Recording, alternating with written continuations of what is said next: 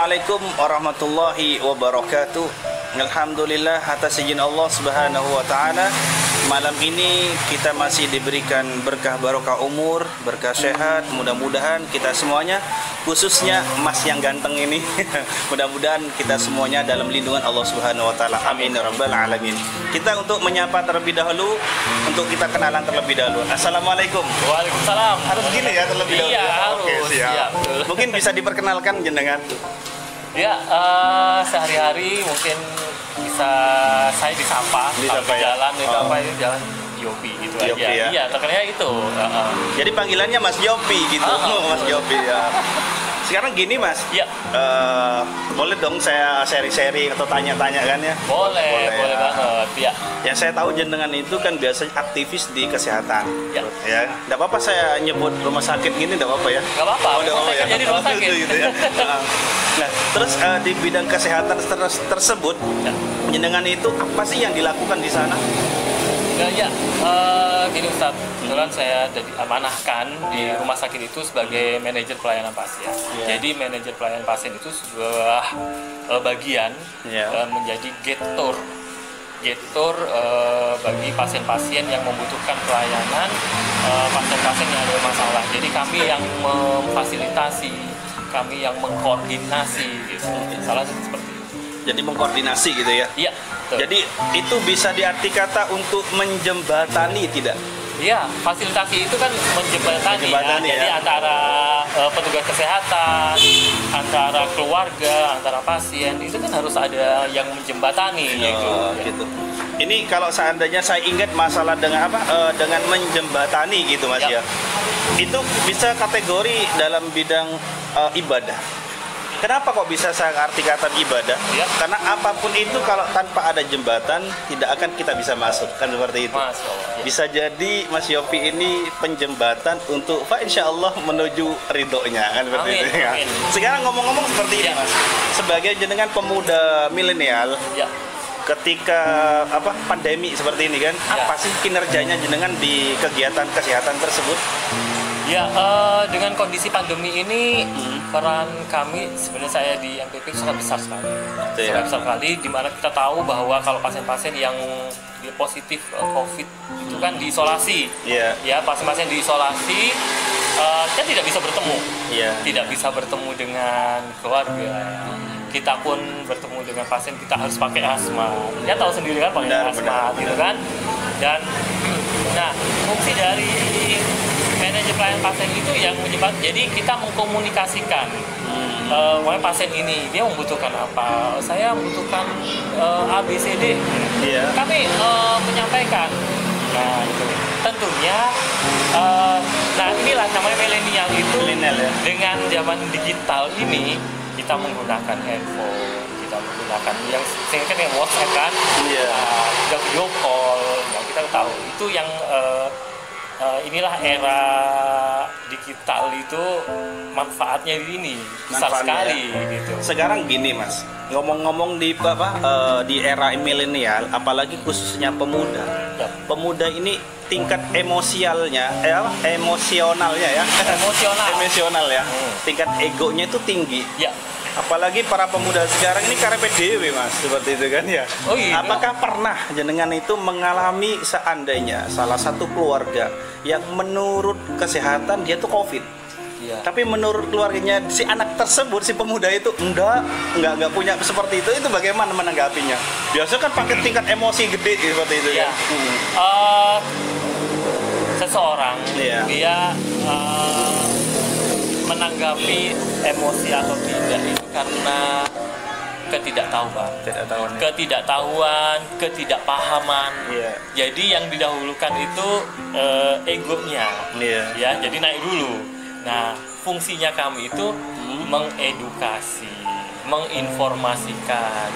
Salah satunya masuk dalam media ya. Iya, jadi nama ego yang naik kalau sudah diinformasikan dia akan turun sendiri. Turun ya. Gitu, makanya media edukasi apa itu penting sekali di sini. Iya.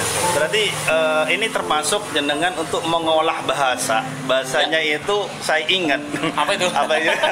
Bahasanya seperti ini loh. Apa itu? Ketika jenengan kan biasanya kan masa-masa sebelum pandemi ini kan ada ibadah umroh atau maupun haji gitu. Ya. Kan biasa ada bahasa seperti ini, jangan sampai lupa innallaha ma'as sabirin kan gitu kan. Ingat kan? Ingat. Bahasanya apa? Kita harus sabar kan gitu kan. Berarti jenengan untuk mengedukasi kesehatan tersebut dengan pandemi ini kita harus innallaha ma'as sabirin. Nah, sekarang ngomong-ngomong dengan pandemi Covid ini gitu kan, bagaimana sekarang jenengan? Apakah dapat tugas lagi sebagai kesehatan dikirim ke sana? Amin ya. Semoga. Itu bagaimana?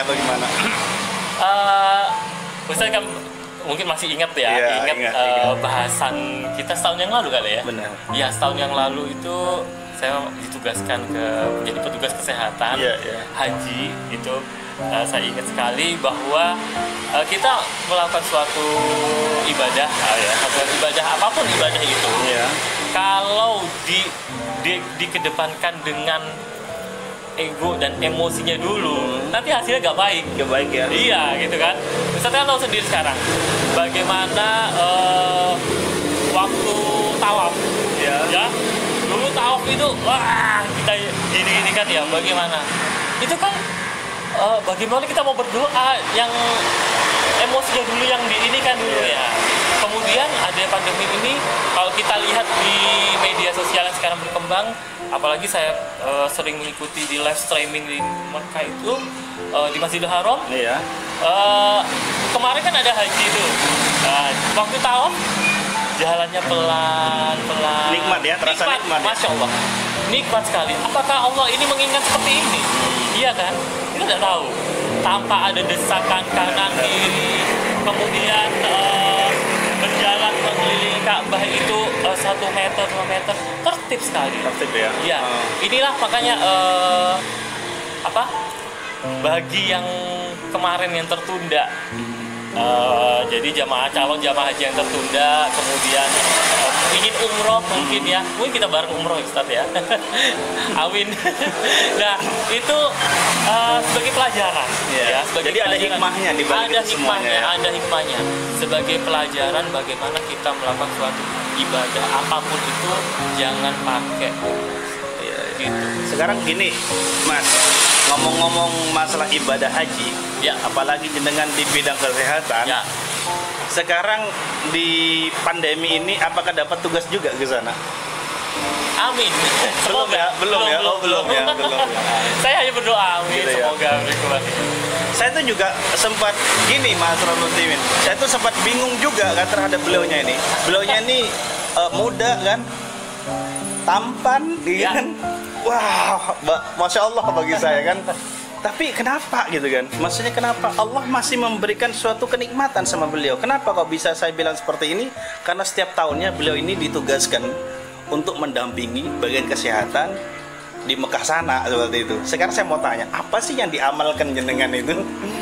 Apa harus ada proses gitu kan? Atau proses bagaimana gitu kan? Apa seperti itu? Rahasianya apa? Apa harus ngerpek dulu gitu kan? Harus bagaimana gitu kan?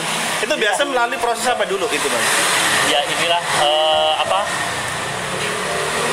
profesi saya yang di kesehatan ini yang mengantarkan saya menuju ke tanah suci. Oh gitu ya? Iya kan? Iya benar. Profesi yang mengantarkan. Kalau tanya amalan apa ya Ustaz ya? Tapi yang pastinya sudah kodratnya Allah ya, atas kehendaknya Allah. Tapi gini Mas, saya bingung juga Mas Ramzi. Jangan bingung. Saya tuh mau panggil emas, terlalu muda gitu kan. Panggil bapak ya ndak tua-tua amat gitu. Akhirnya seperti ini loh. Mungkin ini mau tidak mau sudah atas kehendaknya. Iya. Dengan seperti itu mau tidak mau sudah ada makomnya yang Allah berikan. Tapi paling tidak lah ini buat motivasi buat kita semuanya seperti itu. Bahwasanya ibadah itu mau tidak mau bukan karena kita, atas panggilan yang Allah berikan. Mungkin ada salah satu amalan yang diterima beliaunya ini, tapi satu amalan itu bagi saya apa gitu? Birrul walidain. Tahu enggak apa sih birrul walidain? Apa itu? Saya cerita dulu ya. Cerita dulu. Birrul walidain itu gini Mas, birrul walidain itu adalah kedua orang tua. Ya, kedua orang tua. Makanya saya tuh di mana-mana konten saya dimanapun, entah saya itu diundang dimanapun, pasti saya itu satu ya saya ngomong ini bahasa kasar saya ini apa ya, sak bejat-bejatnya sampean gitu kan, jangan sampai melawan kedua orang tua. Ya. Paham ya? Paham. Nah, jadi birrul walidain ini adalah apa? Doanya orang tua. Doanya orang tua itu melebihi dari segalanya. Mau tidak mau mungkinlah seperti itulah Mas. Ini persis saya nih lah ya. Nggak tahu lagi kalau jenengan seperti itu. Iya. Kalau bicara dengan orang tua jadi gini. Biasa kan orang tua itu kan marah apa gitu. Biasa kan ya. Tipsnya kalau ada orang tua yang ngomel marah-marah gitu ya, diem aja. Diem ya. Iya. Jadi tipsnya jika ada orang tua marah-marah ngomel-ngomel harus apa sih? Diem aja. Diem aja. Meskipun kita, nah ini kunci menahan amarah di sini kan. Iya. Dan satu, jangan dilawan. Gitu ya. Jangan dilawan. Kalaupun tidak kuat ngelawan, tinggalin aja. Maksudnya di kamar gitu. Jangan. Dan yang kedua ada restu. Ada restu ya. Restu orang tua. Apapun yang kita lakukan, kalau tidak ada restu dengan orang tua tidak akan terjadi. Itu sudah terbukti ya. Terbukti. Bagi saya. Iya. Bagi saya. Jadi adanya restu orang tua ya. Betul. Nah, seperti itu. Jadi ini ada tadi yang pertama itu Mas, apa tadi yang jenengan katakan itu ada jembatan. Iya kan? Jembatan ya. Itu apa? Jembatan untuk menolong seseorang. Ya. Itu bisa jadi kategori atau suatu amal. Tapi menurut kita sendiri ini amal benar-benar amal apa bukan kan seperti itu kan? Tapi perlu diketahui kalau Anda sudah takdirnya jenengan sudah dapat panggilan dari Gusti Allah melalui ikhtiar apapun, apa yang tidak seperti itu kan? Mungkin Ya. kategori tadi yang mungkin Mas Yopinya ini bilang apa? Sabar katanya kan? Ya. Mungkin atas berkah barokahnya sabar, innallaha ma'as sabirin nih kan? Mungkin Allah berikan suatu hidayah, bonus yang amat besar sehingga jenengan bolak-balik ya kayaknya. Berapa kali sudah kayak? Ini yang terakhir gini, ini Mas Muslim. Beliau ini ketika musim haji, sebelum haji berangkat ya, sebelum berangkat, beliaunya itu berangkat duluan nggak ada salah gitu. Ya. Sekarang gini Mas, ini mungkin mau tidak mau itu sudah kehendaknya Gusti Allah kan, gitu kan. Itu apa sih resepnya? Kenapa kok jenengan kok bisa bolak-balik bahkan kurang musim haji belum berangkat, beliaunya sudah berangkat terlebih dahulu seperti itu. Iya. Tugas yang tahun kemarin itu emang saya ditugaskan menjadi panitia. Panitia. Ya, panitia penyelenggara ibadah haji. Iya. Jadi calon jemaah haji itu sebelum berangkat sana saya sudah di sana. 4 hari sebelum. Jadi bagaimana nikmatnya di Masjidil Haram, kemudian di Masjid Nabawi. Itu suasana masih belum terlalu ramai, belum sepi.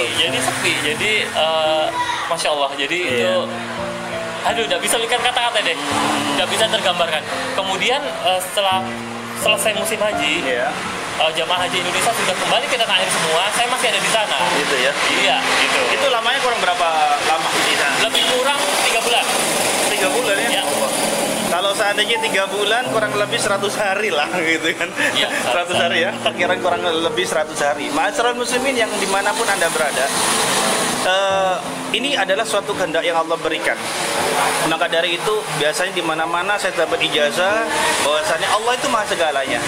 Allah bimakna wallahu alladzi la ilaha illa wa alimul ghaibi wa syahadah. Jadi semuanya itu Gusti Allah. Jadi jenengan Mas kemanapun karena Allah. Dengan ibadah haji karena Allah, apapun itu karena Allah. Sekarang saya tanya, kenikmatan apa ketika jenengan sudah ada di Mekah di sana? Yang bisa digambarkan lah ya, yang bisa digambarkan. Memang nikmat itu ada yang bisa digambarkan kenikmatan itu adalah nikmat ibadah ya. Nikmat ibadah. Karena yang pertama adalah memang kami itu tugasku ibadah. Jadi saya bertugas itu adalah ibadah ya. Iya, bukan ibadah tugasku bukan ya.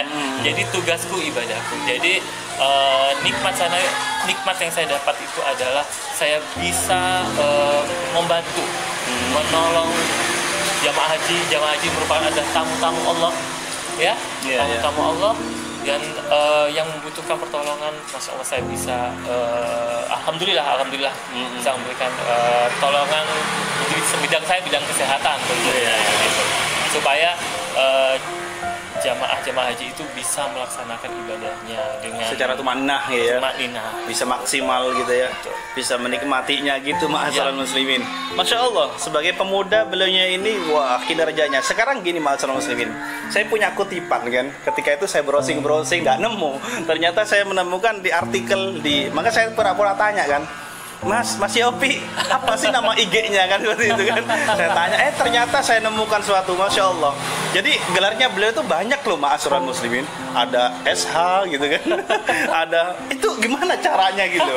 Apa langsung dirapel gitu saja tuh kan? Itu namanya orang hidup itu adalah proses. Oh, proses ya. Semua berproses. Kembali lagi kalau Allah tidak berkehendak, begitu ya, tidak akan bisa gitu kan. Nggak, soalnya gini ma'asyiral muslimin, itu rapel semua kan. Ini saya nemu kerpean. Waduh. Ini belaunya ini apa sampai bingung dari gelagapan. Bidang hukum dan organisasi ya kan, FPKHI Provinsi Jawa Timur loh. Beliaunya sebagai host dan moderator gitu kan. Nama beliaunya ini yang lengkap Yopi Junaidillah ya kan. Yang pertama SH. SH, bayangkan SH. Yang kedua escape apa ini? Nggak ngerti aku. Ya, nah.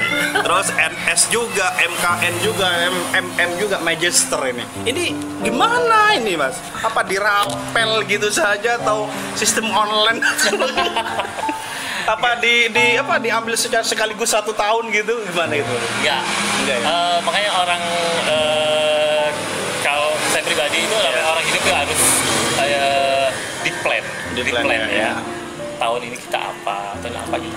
Sehingga waktu kita itu bermanfaat ya. Gitu ya, bermanfaat untuk diri sendiri dan orang lain tentunya.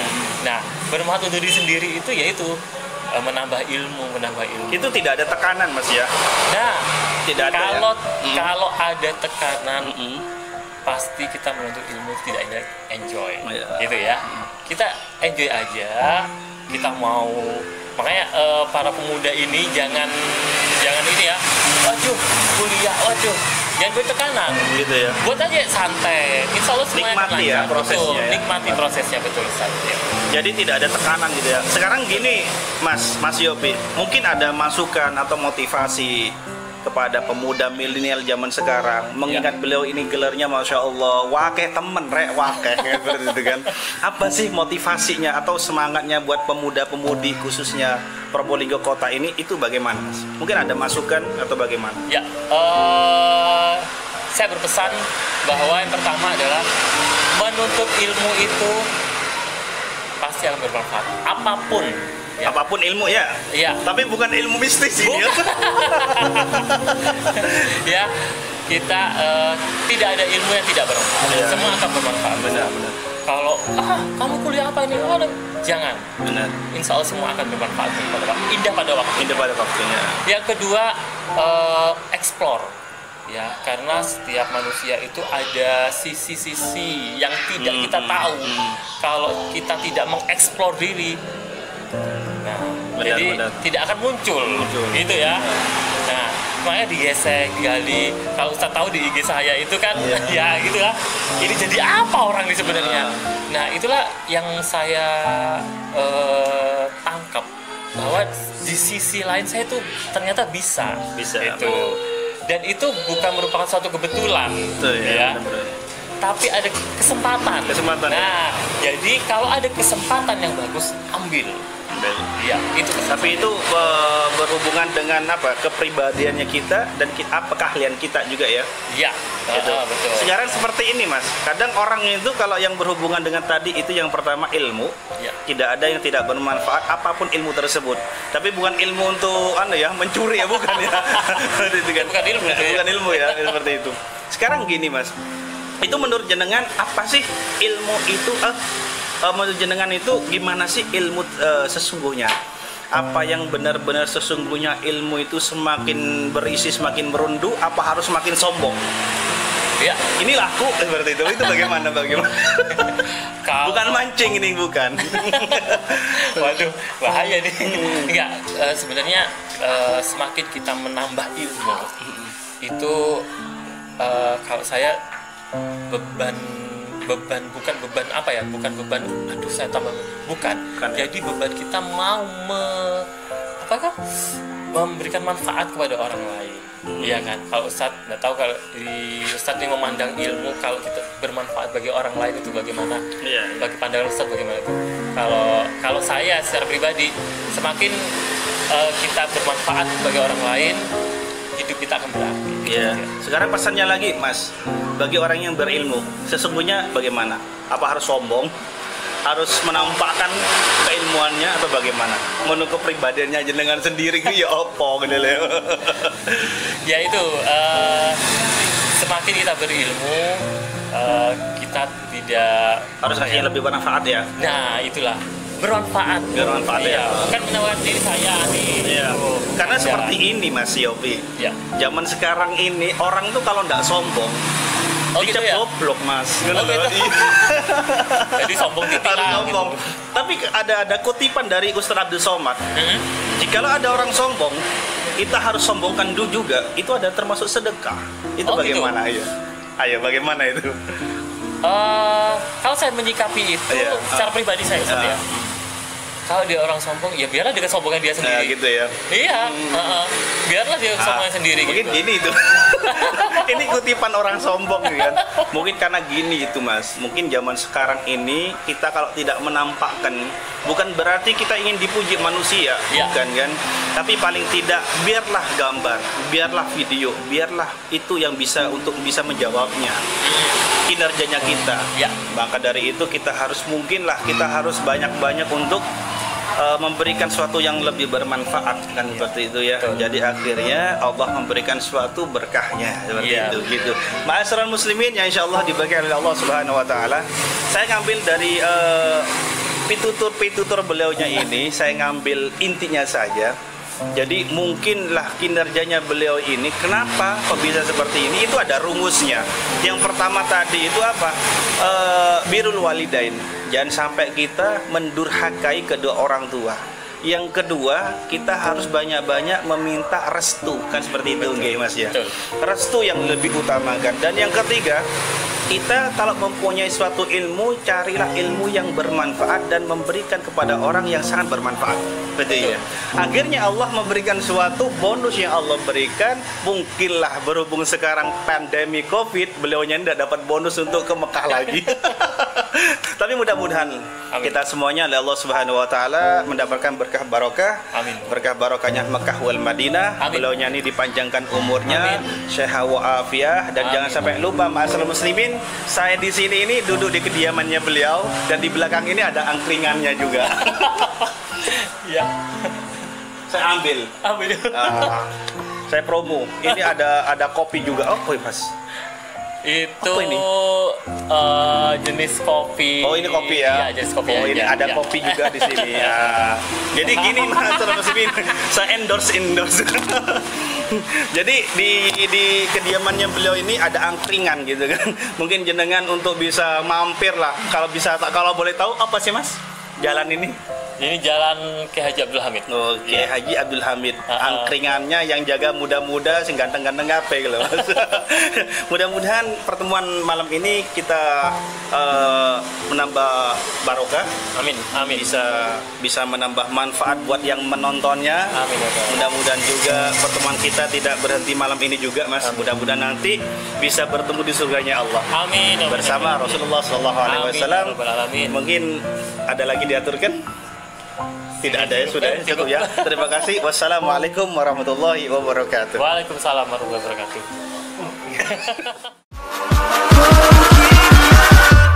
Catch 'em all.